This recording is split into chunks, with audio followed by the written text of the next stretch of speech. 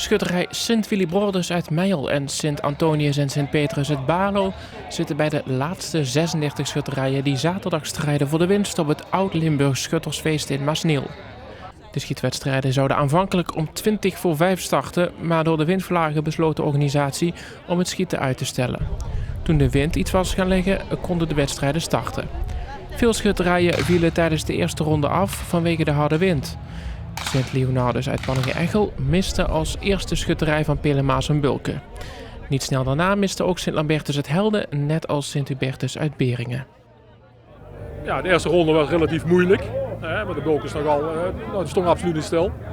En de tweede ronde was echt wel een stuk makkelijker, dan sta je te stil. En ik denk, soms moment misschien de schutter iets te relaxed is.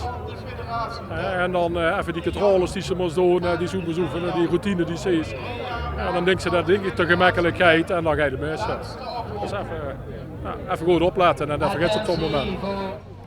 Sint-Nicolaas uit Meijel, Sint-Hubertus uit Kessel, Sint-Martinus uit Maasberee en Sint-Urbanus uit Grassoek bleven lang in de race, maar misten ook, waarna ze hun buksen konden inpakken.